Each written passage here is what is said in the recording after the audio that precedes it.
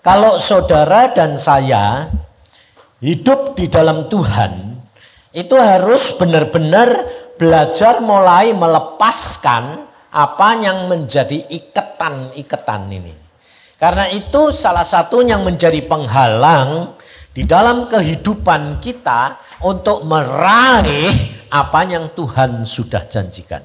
Jadi apa yang dia lakukan terhadap seseorang, karena Tuhan sudah berkata, kamu akan dibalas menurut perbuatanmu. Jadi semua itu ada kaitannya. Dan anehnya, saudara harus tahu ini, apa yang dilakukan dia berapa puluh tahun yang lalu, itu memang segala sesuatu ada waktunya. Jadi apa yang kamu perbuat itu tidak langsung terus diganti itu udah. Tuhan itu lebih yang pas nanti dibutuhkannya di mana, kapan gitu loh. Maka dari itu saudara itu jangan membatasi Tuhan. Dengan cara berpikirmu yang sangat terbatas itu. Yang dibutuhkan itu lepas. Kalau kamu lepas, nanti benar-benar terlepas semuanya. Ini saya alami sendiri. Saya itu terus terang jujur. Super mata duitan. Super mata keranjang. Super sombong. Saya ini punya kelebihan. Makanya sampai saya itu kadang-kadang gini, Tuhan, engkau kok pilih orang kayak gini nih buat apa? Wong super jelek. Tuhan bilang, justru aku datang cari orang dosa. Jadi yang dicari itu orang yang sadar akan dosa-dosanya. Nah, orang yang tidak sadar itu terikat, saudara. Nah, saya dilepaskan semua. Tapi caranya tidak sama. Jangan saudara nanti niru saya. Tidak bisa. Wong jelekmu tidak seperti saya. Makanya sampai Tuhan katakan kamu itu tidak lebih dari seekor anjing. Tapi saya bisa nerima bahkan mengatakan lebih baik anjingnya ternyata Tuhan. Daripada saya. Tapi yang penting Tuhan itu sayang. Loh. Menikmati sayangnya Tuhan itu luar biasa. Makanya saya bisa bersaksi, bisa mengatakan hidup dengan Tuhan itu luar biasa. Sebab demikian saya itu lepaskan ikatan itu. Nah itu bukan hal yang gampang. Jangan saudara bisa bilang gini, instan bisa lepas dalam nama Yesus terus lepas. Gak bisa. Makanya seperti yang saya katakan tadi, di dalam iman itu percaya. Kalau kamu dapat firman, imani. Rema itu imani, tidak usah dipikir-pikir. Ngerti, tidak ngerti. Pokoknya jalanin, pasti jadi. Tapi kalau dalam melepaskan, itu kamu harus mengerti. Kenapa harus mengerti? Bukan langsung bilang, lepas. Tidak bisa, saudara. Kenapa? Kalau saudara tidak ngerti, saudara tidak bisa ngakuin. Dan Alkitab berkata, orang dosa ngaku dosa, bertobat, ngaku dosa, baru dilepasin, diselamatkan. Lah kalau kamu tidak ngakuin, kan Tuhan Maha tahu. Ya udah usah sembahyang toh. Ngerti tidak? Lah perlunya kamu sembahyang buat apa? Wong Tuhan ini Maha tahu. Sebelum kamu minta, ada ayat yang berkata, sebelum kamu minta, Tuhan sudah tahu belum? Buat apa kamu sembahyang? Nah, buat apa kamu sembahyang minta? Wong sebelum minta sudah tahu. Lah buat apa? Ayo. Buat apa? Hah?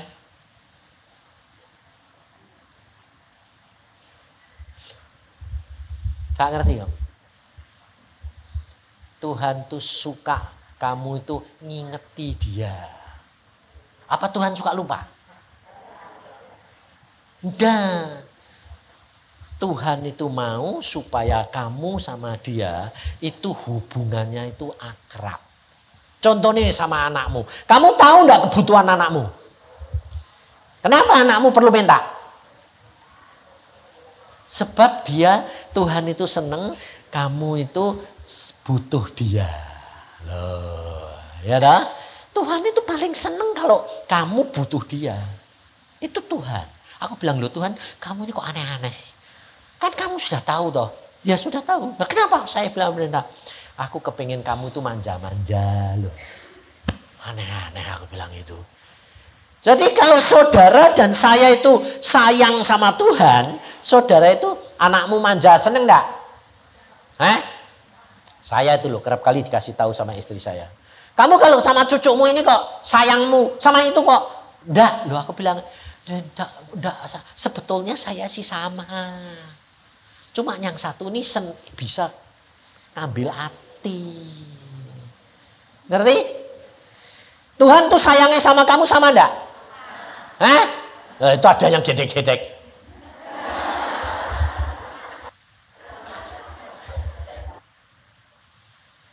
Sebetulnya cintanya Tuhan sama kamu, kasihnya sama enggak? Sama, tapi kenapa berbeda? Yang satu nggak bisa ngambil hati nih Tuhan, yang satu udah. Lah itu, lah cucuku itu yang campur sama saya bertahun-tahun. Itu kalau manggil saya aja mesra. Kalau yang lain kong, yang ini bilang engkong. Ayo coba beda enggak? Dua-dua manggilnya sama, kong, sama toh. Tapi yang satu itu engkong, terus nempel di sini dadane engkong, kong. Aku bilang kok aneh tak bocah ini aku. Kok bisa nyentuh hati loh. Dan ternyata Tuhan tuh gitu saudara. Makanya saudara sama saya kan beda. Kamu kalau doa coba. Tuhan belas kasihani aku ini. Aku enggak. Tuhan. Loh, beda. Loh. Kalau kamu akrab sama mamae, manggilnya mah atau mama. Kalau kamu takut, ngambilnya pak. Ya, tapi kalau kamu akrab, pak. Bener gak? Beda. Saya tuh kalau manggil Tuhan tidak pernah sekali. Tuhan. Tuhan. Ya tidak gitu lah Tuhan, gini. Ya tidak gitu Tuhan bilang, ya tidak gitu, gini. Nah itu kan kamu, iya. Aku gitu terbatas. Saudara Tuhan itu luar biasa. Maka dari itu saudara itu harus tahu teknik ngapain? Ngerayu. Sebab Tuhan itu bisa jadi bapak, bisa jadi kekasih, bisa jadi sahabat, bisa jadi, ayo lupa satu toh, Tuhan. Oh ini yang paling lupa ini. Karena kepengen bapak, kekasih, lupa kamu ini hamba. Sehingga akhirnya kamu bisa tinggi hati, manja. Memang Tuhan seneng kamu kadang-kadang manja. Tapi Tuhan tidak seneng kalau kamu manja. Beda. Kalau manja itu mengambil haknya Tuhan. Tapi kalau kamu bermanja-manja itu tidak ngambil tapi aleman. Beda. Maka dari itu saudara hidup dengan Tuhan itu hidup dengan kenyataan. Makanya dia tidak punya nama tapi disebut Bapak. Lalu ada Alkitab berkata, jangan kamu disebut Bapak. Jangan kamu di dalam dunia menyebut Bapak kepada seorang. Karena hanya satu Bapakmu di surga. Lalu kamu nyebut saya Pak atau enggak? Oh. Makanya kalau baca Alkitab itu supaya saudara itu hayati dan alami. Supaya saudara itu ngerti. Nah tetap kamu nyebut saya ya Pak. Oh. Ya toh? Tapi beda. Bapak kita sebut itu adalah Bapak kita di surga yang melengkapi segala-galanya. Tapi kamu nyebut saya Pak sama Pak E. Hanya sekedar panggilan. Demikian juga kalau kita bilang Allah. Allah kita sama Allah. Beda saudara. Maka dari itu jangan memasalahkan perkara-perkara yang sia-sia. Tapi yang penting adalah bagaimana kita bisa terlepas dari iketan-iketan ini supaya kita bisa hidup berkelimpahan. Jadi kelimpahannya tidak duit, tapi kelimpahan dalam kebenaran. Duitnya nanti nyusul sendiri. Wong Alkitab berkata, cari dulu kerajaan surga serta kebenarannya, maka semuanya akan ditambahkan loh. Pak ayat-ayatnya ya pinter loh ya. Wong sudah pinter ngerti, tapi tidak bisa ngelakoni. Itu masalahnya. Makanya tidak lepas-lepas. Sampai saya itu kasihan sama saudara itu. Saya bilang, Tuhan kok tidak lepas-lepas sih. Saudara perhatikan. Tidak kan dia bilang, anaknya sakit dalam tipes, lalu 3 hari sudah selesai. Betul tidak? Nah, itu sama dengan saudara kalau mengalami masalah. Saudara mengalami kekecewaan. Nah, bisa pendek, bisa panjang. Kalau panjang artinya kamu belum beres. Kalau kamu hidupnya lebih dekat sama Tuhan, lebih pendek dalam segala perkara. Jadi Tuhan Yesus berkata, kamu di dalam dunia menderita, itu harus. Karena memang dunia tempatnya penderitaan. Karena ada musuh kita yang mencuri dan membunuh dan membinasakan. Loh ada, itu kenyataan. Jadi jangan bilang gini, setan. Loh saya ngalami sendiri. Saya dulu tuh waktu sudah kawin, sudah anak Tuhan, sudah khotbah. Waktu kita sembahyang sama Nani, sama istri saya. Karena di rumah saya itu ada setane. Saya bilang ini di rumah ini kok ada setane. Cuma aku udah bisa lihat. Jadi penglihatan yang saya terima karunia itu beda. Sama Daniel itu beda. Dia lebih jelas. Makanya saya, kalau kira-kira gini saudara. Kalau kamu jadi orang tua dipakai Tuhan. Punya karunia, kepekaan ini. Dengar suara Tuhan. Terus anakmu harusnya lebih peka atau kalah sama kamu? Lebih. Kalau kalah sama kamu, yang tidak beres apa? Bapai. Jadi ingat loh. Tapi jangan dibalik. Kalau kamu pedit, anaknya harus lebih pedit. Salah. Jadi ngerti dah, firman Tuhan itu memang saudara harus alami sendiri. Lah, saya pada waktu sembahyang saya bilang, Nani bilang, Nani itu penglihatannya sama dengan Denny, jelas sekali. Kenapa saudara? Karena itu anugerah karya Tuhan. Lalu dia bilang, lah ini setan nih, memang kayak jenderal loh, bawa tongkat sekali. Saudara tahu saya ngomong apa? Mana? Setan kurang ajar. Loh, aku gitu loh saudara. Saya tuh dipukul sampai geledak saudara. Makanya jangan main-main. Aku bilang, kau tidak ngalami. Itu lah, saya sombong merasa punya kuasa. Yang ada di dalam saya lebih besar. Terus kau kurang ajar sama setan. Mana? Aku ya gitu. Mana? Sini dia berani. Dipukul kumat, dia geledak. Geledak saudara saya. Dan rasanya itu persis kayak dipukul pakai tongkat besi. Dulu, bok. Aku bilang, loh Tuhan kok aku dipukul? Baru ngomong gini, loh Tuhan aku kok dipukul? Kok kalah? Tuhan jawabnya apa saudara? Kamu jangan kurang ajar. Sebab bagaimanapun juga itu setan itu dulunya adalah malaikat tangan kanan Allah. 3 malaikat. Iblis, Mikhail, dan Jibrail. Tingkatannya sama. Bayangin. Makanya dan ini si setan ini saudara tahu, dia malaikat pujian dan penyembahan. Bayangin saudara. Makanya penyanyi-penyanyi yang itu luar biasa itu. Karena dia tahu yang dia itu malaikat pujian dan penyembahan untuk Tuhan. Luar biasa itu. Makanya jangan kurang ajar. Kita dilindungi sampai situ terus saya baru tahu. Tidak boleh kurang ajar Tuhan. Tidak boleh. Biarpun itu musuh Tuhan. Tapi kamu tidak boleh kurang ajar. Kamu bisa usir dia dalam namaku kalau aku memperkenankannya. Dan kamu menjadi anakku yang berkenan. Lalu ada kuasa di dalam namanya.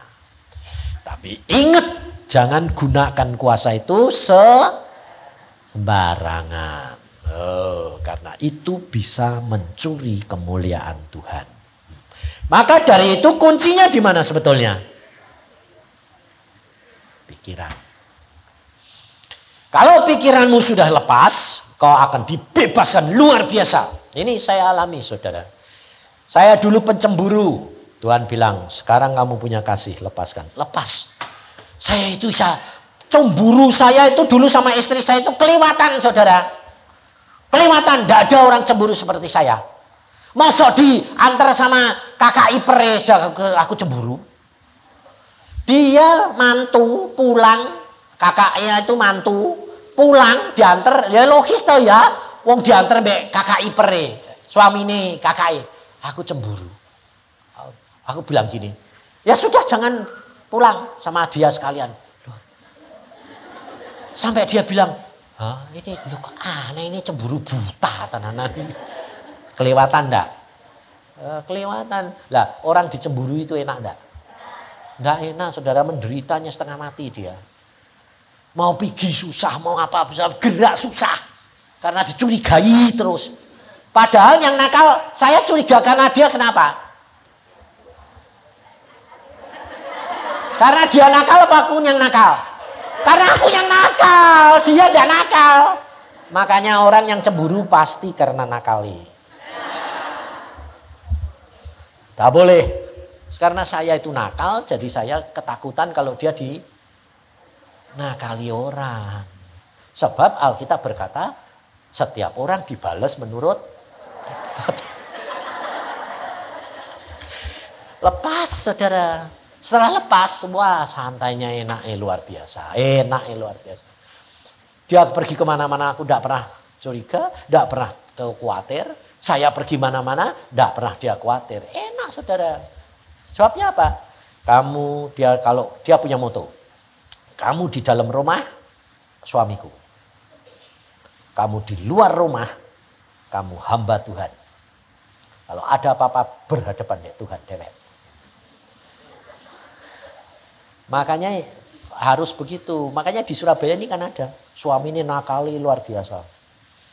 Lalu istri ini ngomong aku gini, Pak itu nakali luar biasa sih Pak, suamiku itu. Di Surabaya ini. Pada waktu itu cuma Tuhan bilang, kenapa kamu enggak doain? Sudah Pak, tapi kok enggak mempan. Mulai sekarang omong, pagri Tuhan. Pagri. Oh, disuruh magri. Pakai apa? Saya bilang, pakai kawat duri. Ini di Surabaya, saudara. Tak suruh magri pakai kaduri. Lalu dia tidak tanggung-tanggung. Asal suaminya mulai pergi, dalam nama Tuhan Yesus aku pagri. Tak ikat semua. Dari bawah sampai atas. Pagri rapat. Aku dia tidak ngerti tau. Aku cuma ngomong gitu ya sudah lupa. Ya wes tak jarke wes tau. Aku cuma bilang pagri. Dengan apa? Kawat duri. Lah nanti kan kecocok-cocok ya beng. Saudara tahu? Angsal dia pergi naik motor. Angsal pergi bukan dagang. Angsal pergi mau ke tempat perempuan nakal. Tempat lain. Pasti jatuh. Motornya selip. Wah banyak. Sampai rumah tanya. Lo kenapa Pak? Suami istrinya pinter. Aku bilang jangan ngomong. Kalau pulang, layani. Jadi pulang, kenapa Pak? Aku jatuh. Mesem dia. Iya. Terus dirawat saudara. Dilus-elus, dirawat, disayang-sayang. Udah. Nanti sembuh, enggak kapok. Pergi lagi, naik motor, naik mobil.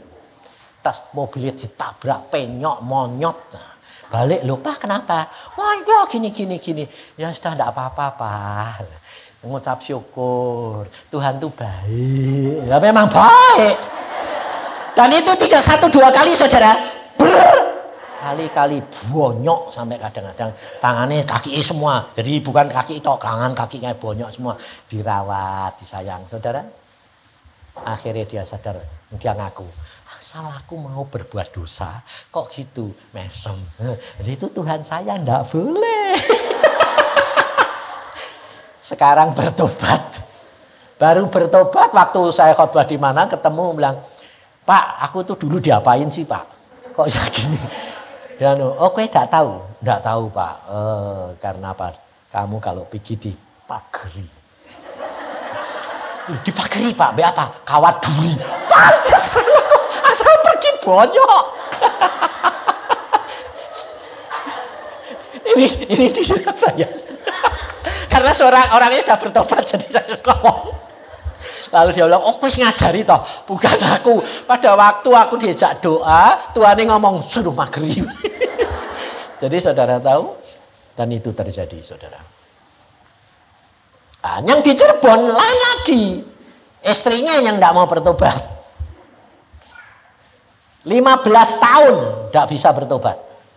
Didoain sampai umurnya sudah 65. Terus dia bilang, Pak, aku ini sudah tua, Pak. Jadi orang Kristen sudah 15 tahun lebih. Ini suami istriku tidak mau bertobat. Kenapa tidak mau bertobat? Tidak tahu. Nah, ya sudah, tidak tahu aku. Nah, terus bagaimana, Pak? Tuhan ngomong, belum sembahyang loh. Cuma Tuhan ngomong, suruh praktek. Aku ya cuma niru ke. Larang ngerti itu praktek. Loh, praktek apa? Iman tanpa perbuatan kosong. Iman tanpa perbuatan kosong. Apa sih Pak maksudnya? Apa ya maksudnya? Lalu Tuhan bilang gini, mulai sekarang, aku bilang mulai sekarang, kalau tidur dirangkul. Kok aneh-aneh sih Pak? Lu nurut, aku minum. Jadi tidur, tidur sangat ya. Tapi kalau dia sudah tidur, jangan mau tidur mau rangkul. Aku minum, kok ngamuk, aku minum. Sebab ini kok aneh-aneh, tua-tua keladi lah. Lah ya toh. Jangan gitu, aku bilang. Nanti dia sudah tidur, terus kamu tidur, terus rangkul. Nah, dek mbok rangkul, tengking. Dalam nama Tuhan Yesus, bertobat. Tapi jangan keras-keras. Pelan-pelan. Nanti bangun kue kaplok. Terus rangkul, tiap tidur dalam nama Tuhan Yesus, bertobat. Tiap malam, ya. Saudara tahu? 15 hari kemudian. Tidak 15 tahun, 15 hari. Dia pergi gereja, dia bilang, "Mah, aku tak pergi gereja." Istrinya bilang apa? "Aku ikut." Apa? "Aku ikut." Loh, kue mau ke gereja? Mau. Kenapa, Mah? Mulai 15 hari yang lalu, Papa berubah dalam bidang apa? Tiap malam kalau tidur ngerangkul aku. Lah kenapa kok itu bisa berubah? Saudara tahu? Papa sejak kawin sampai sekarang tidak pernah menunjukkan kasihmu secara perbuatan. Tapi kenapa? Di 2 minggu yang lalu kok mulai tiap malam aku mesti mbok rangkul. Rasanya itu ayem lah. Ini loh, ini kasih. Ini kasih. Aku sekarang jadi orang Kristen. Bertobat, dibaptis. Dan dia bilang, "Pak, puji Tuhan 15 hari bertobat. Tak tunggu 15 tahun. Karena apa? Hanya dirangkul. Loh, saudara tahu? Tapi bukan karena rangkulannya, tapi karena menurut firman. Ini loh saudara. Jangan dipikirkan dengan cara apa. Yang penting kalau engkau bergaul karib, engkau lepaskan semua ikatan pikiran, cara jalannya dan kepinteranmu, kamu tanya Roh Kudus. Bergaul, ngomong. Apa saja ngomong. Dalam bidang apa saja turuti. Maka engkau akan melihat kemuliaan Tuhan. Sebab ini pengalaman orang Israel. Dijanjikan tanah Kanaan. Tapi cuma 2 orang yang bisa masuk tanah Kanaan. Termasuk termasuk Musa dan Harun tidak boleh masuk tanah Kanaan. Musa orang yang begitu dekat, begitu dipuji Tuhan, begitu lembut hatinya, tidak boleh masuk Kanaan. Karena apa? Karena dia marah pada bangsa Israel. Saudara tahu? Melanggar firman. Karena Tuhan berkata, kamu katakan kepada gunung ini, supaya kemuliaanku dan kekudusanku dinyatakan. Dia pukul gunung itu. Lah, kenapa ayat yang lain pukul? Karena 2 kali Musa pada waktu itu. Bangsa Israel pertama kali di Gurun Sin itu tidak ada air. Tuhan berkata, pukul batu itu. Tapi putaran yang kedua, Tuhan berkata, katakan, jangan pukul. Melanggar firman dan mengatakan, bangsa Israel, anak-anak Tuhan itu adalah orang-orang durhaka. Musa tidak boleh masuk Kanaan. Jadi saudara tahu, pokok pangkalnya, saudara dan saya diberi Roh Kudus. Firman sudah ada. Roh Kudus diberi untuk menolong, memimpin kamu dalam seluruh kebenaran dan hidup berkelimpahan. Turuti. Memang seperti saya tadi katakan, jangan punya pikiran dan hati mendahului Tuhan. Jadi kalau diberi, itu langsung ini untuk aku, tidak boleh. Dan itu saudara dan saya mesti mengalami ujian demi ujian. Sebab seperti itu saya terima, Tuhan bilang, bukan bagianmu, kasihkan. Besoknya nerima 2 kali lipat, 10 juta. Saya pikir, waduh, firman Tuhan digenepi. Beri, maka kamu akan diberi. 5 juta dapat 10 juta. Kemarin kan dikasih 5 juta, tidak jadi toh. Sekarang dikasih 10 juta. Wah, saya bilang, Tuhan, ini buat siapa? Tuhan ketawa lagi. Loh kok ketawa lagi? Lalu Tuhan bilang, banyak ya Yusa. Digituin. Banyak ya Yusa. Ya. Lalu Tuhan bilang, lihat hatimu. Kowe kepingin tak? Iya. Ya makanya tidak tak kasih ke kowe. Tak mau kasih lagi. Tidak. Saudara tahu? Karena apa? Mendidik saya supaya bisa lepas dari ikatan. Makanya itu saudara, kita harus ngalami sendiri. Dan saya bebas setelah ngalami begitu.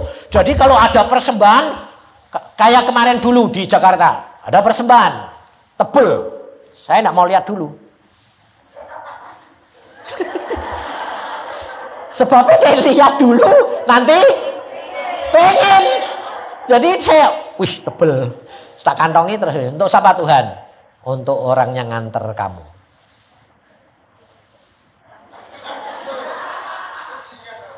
Wes, demikian aku pulang, peo.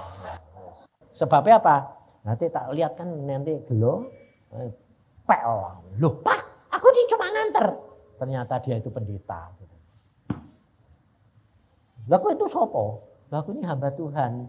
Memang sudah lebih tua dari aku. Lebih muda dari 10 tahun. No. Terus, tapi kelihatannya tua. Aku menikah ini umurmu sudah biar aku 10 tahun lebih muda atau lebih tua. Aku menikah, kenapa? Pergumulan terus. Loh, pergumulan terus. Lah pergumulan terus ya mengkeret. Makanya saya tanya, loh kenapa? Ya saya pas-pasan terus tuh Pak. Ngepas terus. Oh pantesan ya mesti PO. Loh Pak, ya enggak tahu itu isinya apa ya. Masa bodoh, teh kertas ya kowe ngepas. Jadi sebab saya Tuhan bilang kamu ini terlalu mata duitan. Jadi lalu Tuhan beli jalan satu-satunya kalau kamu terima apa-apa, tanya aku. Jadi tak suruh ngasih kasih. Jadi jangan terikat. Ya sudah, baru bisa. Setiap orang lain-lain, tidak sama saudara. Jadi jangan diukur sama. Jangan kamu niru saya, gepeng gue nanti. Jangan. Lalu ada orang tanya, Pak, ngasih perpuluhan itu Tanyanya gini, Pak, ngasih perpuluhan itu setelah dipotong pengeluaran? Jadi untungnya tok. Atau dari dapat terus kasih, Pak. Nah, orang tanya gitu tuh sebetulnya pikirannya sudah piye? Duit. Eman-eman, betul ya? Aku bilang, udahlah, gak usah tanya saya. Tanya, nanti tak kasih tahu. Harus begini, dosamu 2 kali lipat. Sebabnya mau ngasih sayang, nggak ngasih salah, double. Udah gini aja. Hatimu kepinginnya ngasih Tuhan itu seberapa? Oh, saya baru bisa setelah dipotong semua. Ya wes toh ya. Gak usah tanya. Daripada nanti dosanya double 2 kali. Ya kasih saja. Wong Tuhan itu tidak nuntut. Yang Tuhan mau adalah hatimu loh. Makanya tadi dikatakan, kalau kamu digerakkan berapa, berikan. Tapi kalau kamu belum bisa, ya sudah jangan ngasih. Jangan tanya, bilang, berapa Tuhan?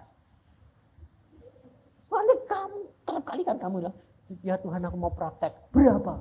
Nanti Tuhan tahu hatimu, saya kepengen malah disuruh ngasih ke kabeh. Nanti kayak pemuda kaya itu malah tidak masuk surga. Tidak usah. Kalau kamu memang belum bisa, jujur ngomong. Tuhan, ombat ya. Belum bisa. Aku baru bisa ngasih segini.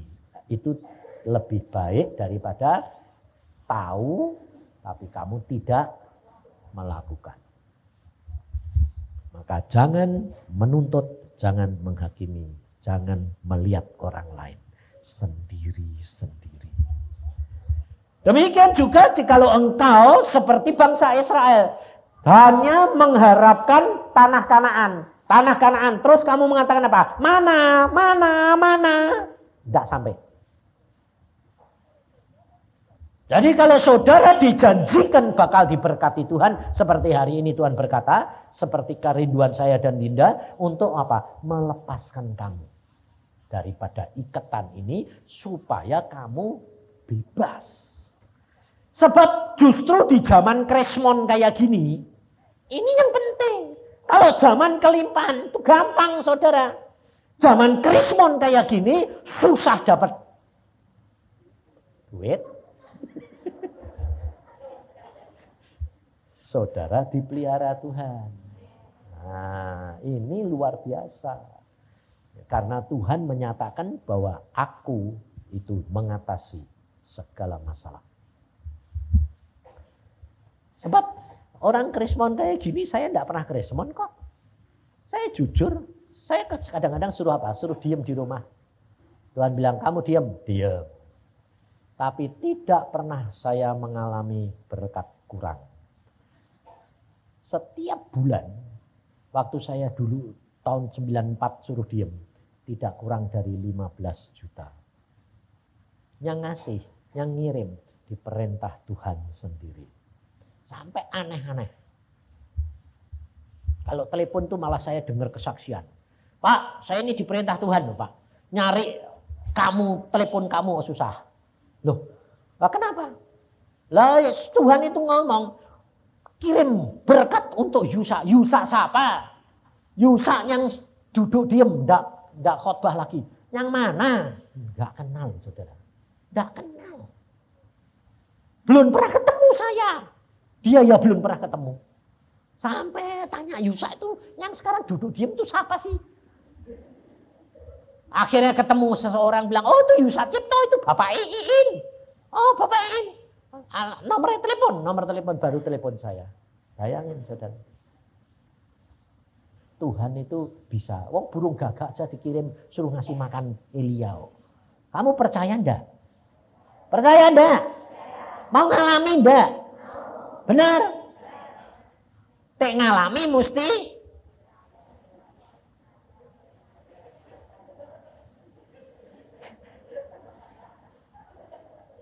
mengasingkan diri.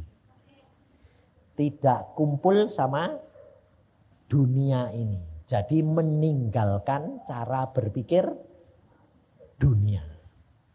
seperti Elia.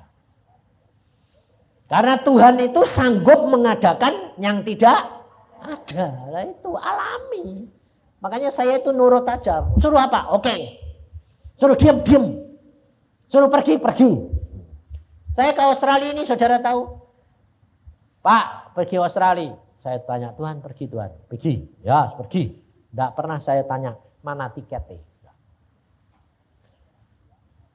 Kalau saya bilang, Tuhan kau suruh bayar. Nah, aku terus terang kok, memang toh. Lah tidak dibayar, aku mulai tunggu tiket enggak apa. Tuhan bayar. Tuhan ini malah ngomong, lah kowe kan duit dolar toh. Lu malah gitu. Aku muni, Tuhan bayar. Lah kowe kan duit dolar toh. Duit, ayo pakai dolar. Oh ya wes. Nah, saudara tahu, segala perkara tanya. Jangan gini. Bayar. Kowe duit dolar toh. Loh aku kan mbok suruh, ya kowe bayar. Lah ya. Masih terikat dah?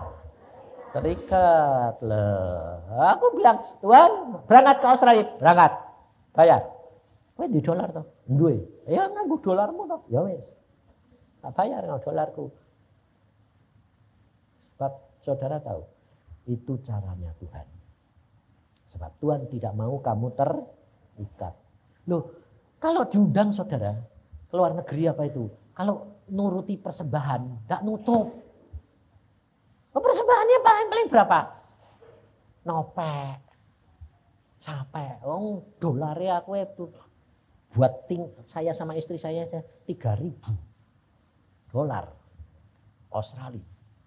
Tapi Tuhan itu sudah jangan peduli. Pokoknya nurut loh. Satu orang, enggak ada apa-apa nih saudara. Saya ulang tahun malah aku lupa. Aku itu kalau pelayanan sama istri saya, itu kalau sedang pelayanan dia enggak boleh nyium apa, enggak boleh saudara, saya nyium enggak boleh. Pernah pelayanan di sini seminggu dia nyusul. Udah seminggu nyusul, aku ya kangen toh ya wong istri. Keringete wae. Lah dia datang masuk kamar, tak pikir mau tak cium loh saudara, nyium istri dewek ya boleh toh ya.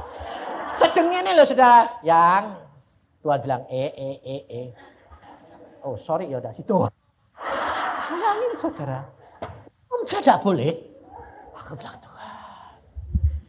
Tuhan, itu perkara yang kecil-kecil saudara, tidak boleh. Nah, waktu ulang tahun aku ini tidak pernah ingat. Pagi-pagi dia itu nyium saya. No Melbourne. No Melbourne. Kamu ini kok? Kali ini boleh kok. Ada apa? Kowe ulang tahun. Oh aku ulang tahun.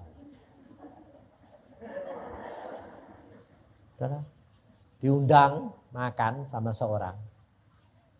Malah dirayain. Pulang dikasih amplop. Sudah dirayain dikasih amplop, dikasih cek. Loh lucunya apa? Ngasihnya cek dalam rupiah. 15 juta. Di kurs 3.000 dolar Australia. Pasal? Ada kelebihannya enggak? Ada lah kolektornya itu tadi.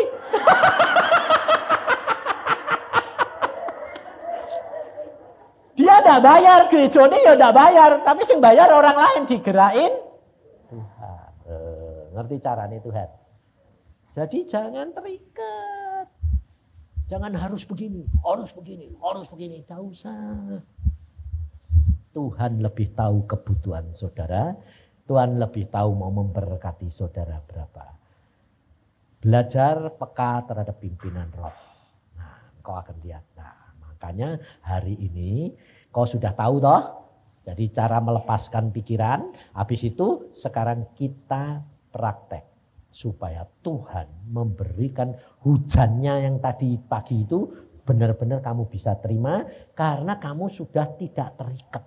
Nah, hari ini kita berdoa minta apa? Kuasa. Kuasa untuk melepaskan itu. Kuasa untuk apa? Menikmati. Dipagri, bukan dengan kawat duri. Sebab apa yang saya lihat, kalau saudara itu nanti sudah lepas dari ikatan, saudara di dalam jalan Tuhan, itu ada kurungan dari gelas yang ngurungin saudara. Sehingga saudara dan saya tidak kena akan panah api lagi. Nah, ini hari ini saudara sudah mau melepaskan, ya toh? Tapi nanti satu saat, hari ini, besok, lusa, saudara ngalami apa? Ujian. Jadi pikiranmu yang hari ini mbok lepaske, besok-besok itu balik. Mustine yo ora ngono. Wong Tuhan itu lebih tahu kebutuhan kamu. Hati-hati. Kalau itu mbok terima, masuk lagi. Demikian juga sakit penyakit. Sudah kamu sembuh. Kalau nanti satu saat kamu merasa lagi, kamu bilang, loh kok terasa lagi. Itu ujian. Seperti firman Tuhan berkata, rumah yang dulunya ada setan penyakit maupun setan apa, diusir keluar, rumah itu sudah bersih, setan keliling-keliling, dia kepengen balik.